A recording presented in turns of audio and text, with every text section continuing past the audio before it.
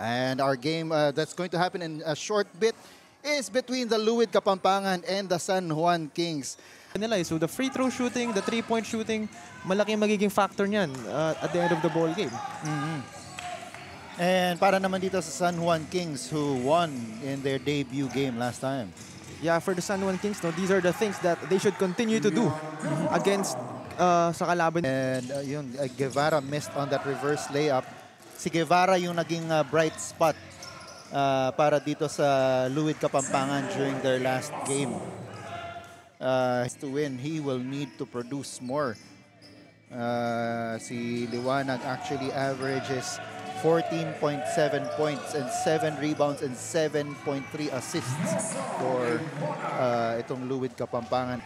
Agemenyi down low, naiwan si Rivera but he couldn't hold on to the ball. Guevara on the attack, pushes it up. Velason all the way to the basket. And that's the kind of confidence, no, attacking the pasan yung confidence ng kalaban mo. Oo, dapat hindi kayo nagpapatinag sa pinapakita ng kalaban ninyo as Cañete makes that baseline jumper. As we take another look at what happened here, that forward pass from Guevara all the way to Velason, beautiful layup, threading through all those San Juan. Back to Valiao. 6 seconds on the shot clock. He attacks, gives it up. Jimenez for the baseline jumper. Yes! And they will need more of those as Luwid Kapampangan had 23 assists last game, which is a very good sign of teamwork. And we will talk about that more after this timeout on the floor. The score is 10-4, 6-point lead in favor of Luwid Kapampangan. And here are the San Juan Kings. On the attack, Rivera over to Abdullah. All the way to the basket for the layup. Flawless attack there. Bounds by Ramirez. So ito ngayon ang San Juan Kings. Alley-oop from Reyes to Concepcion. And again, ball distribution is yung kailangan ituloy nitong San Juan Kings because they got 19 assists last game. So it was evident na they demonstrated good ball movement. And yeah, ball movement, a lot of good according to the same pace. As we get an and one opportunity down low for itong si Edward Ryan, first game din. Itong si Edward Ryan, the third. Dito sa ating laban na to, showing up for the San Juan Kings. Especially pag nagiging off-balance na yung depensa. Here's Ramirez for 3. That's short. Rebound goes back to him. Going up. No foul called, but the putback is there. Para dito kay Apostol. Abdullah, who's checked back into the ballgame, is short in that jumper, pero rebound goes to Siena. Nag-reposition itong si Abdullah. Gives it down low. And that is a basket for Igot. And so we will be back for the second quarter. This is the Pilipinas Super League 21 and under tournament. No good, but rebound is picked up by Abdullah. But it is stolen by Velason. Counter steal mula kay Siena. Siena will attack Jimenez and he will make that layup. Siena just showcasing his size. Ganong klaseng player. And ito ngayon si Velason underneath. It's stolen by Concepcion. Concepcion, a long player para dito sa San Juan Kings. Drops it off to Abdullah with a basket. And very smart play from... It really helps also that you are that much longer than your opponent. You can get the ball to places na hindi naman naabot ng kalaban mo. As De La Cruz makes that baseline jumper, lead to 1 para sa San Juan Kings. Here's Abdullah, goes up, and he is starting to wax hot.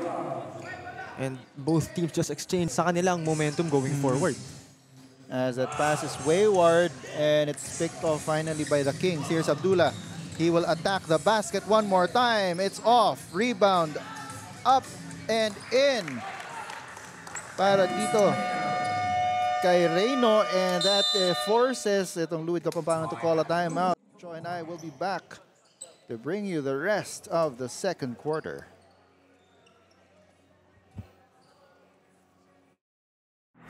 They need more reps. And to think, no, na 30 na yung panalo nila nung laro na yun. Uh, but yeah, yun, pointed out, si Daniel pointed out na dahil nga siguro doon sa excitement, nakalimutan ng mga San Juan Kings yung talagang roles nila. And that's something that they will need to work on. As Siena, I guess his role is to put baskets, put points in. Is fast and furious. As Jimenez misses on that layup, pero yung pasa ni Concepcion walang nakatingin. So nakuha ng Louie Kapampangan, and ball goes out of bounds, but we'll stay with the Louie Kapampangan. Let's check that out again. That was blocked by Yam Concepcion. And if may gustong lumayo talaga, no, they will need to sink their 3-point shots because that'll be the key para lumaki yung lamang. Because of course 3 is greater than 2. Alam naman natin yan. Yes. Mahabol sila dun sa turnover, which is definitely not a good thing.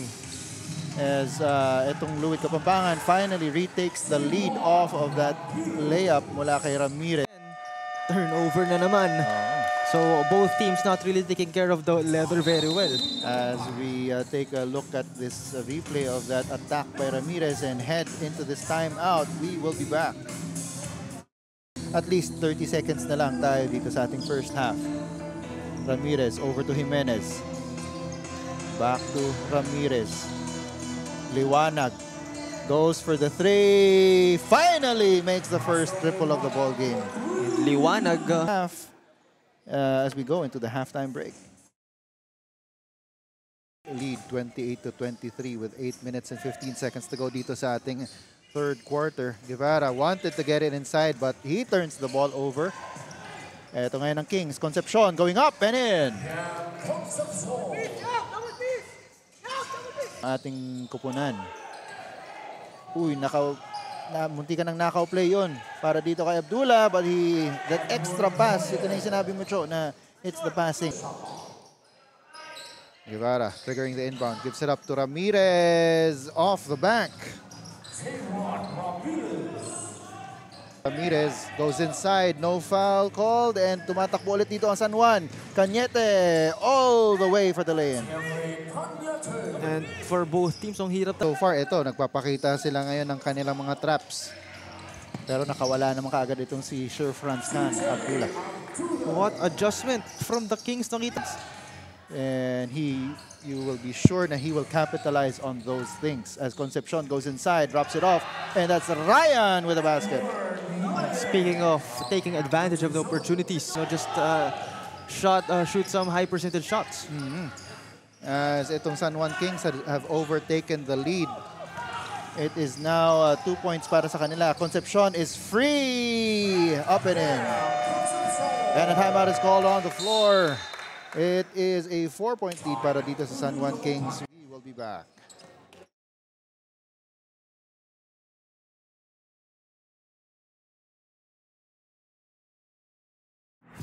Here's Siena attacking inside. That pass is picked off by Valiao. Valiao over to Ramirez. Yes! It's Valiao from to Ramirez, no? Showcasing. Down to the wire itong maglaban na to. As that previous foul was called on Valiao. Here's Rivera. Gives it up to Cañete for 3. Yes!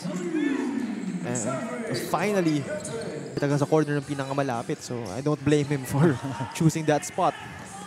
And, well, aside from it being the shortest, yung ano mo rin, pero yung contention. But ang naging challenge dyan is even though yung defender mo maliit, yun na, kita natin, makakulit itong mga taga-Louie Kapampangan. Yun talaga si Velazon.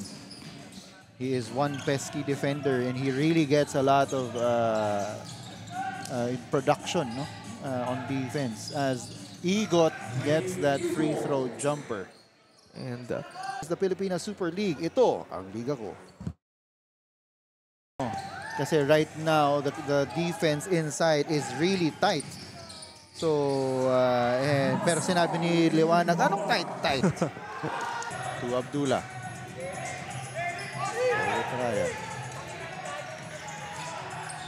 Rivera down to Ryan, and that's a good basket. And It's a tied ball. Tied the ball game at least man lang, no, entering the last 2 minutes. Yes, and of course, that heralds the appearance of Mr. Neuver time, si Coach Noy.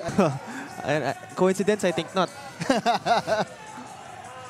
As Concepcion misses on that putback. Ito si Jimenez goes up. There's a foul and the basket para kay Drew Jimenez. And hindi man 3-pointer, no? Ang inapasok niya. But definitely a game changer. A momentum booster of a play. And one for Mr. Jimenez. So that increases their lead up to 4. The half-court line, yung kanilang inbound.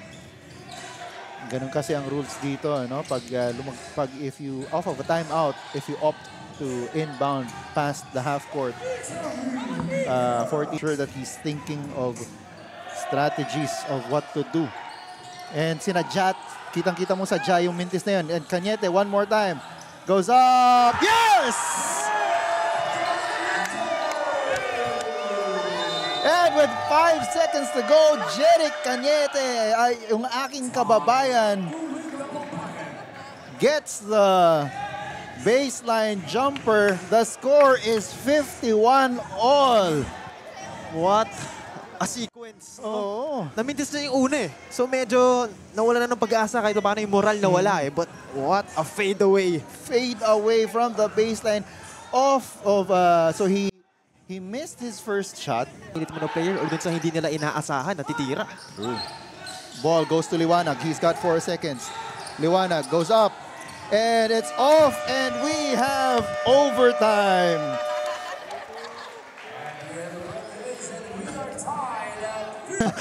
I like that. Oo. And napaka-exciting nitong laban na to. And Cho and I will be back to bring you overtime. Selin, pero ngayon medyo natatalo sila nung kalaban nila. So maraming inconsistencies na kinakaharap ang both teams. As Jeric Cañaying shot niya in regulation just scores on the layup there. Guevara gets a screen from Ramirez, gives it over to his teammate, and Ramirez pumps a fist in the air after the ball. They are setting things up. Ramirez loses it. Here's Cañete driving down the lane. He's got Jimenez in front of him. He goes up, no good. Rebound goes to Liwanag.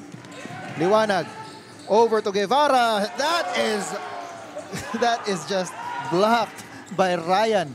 Abdullah over to Aguimeñi. Yes.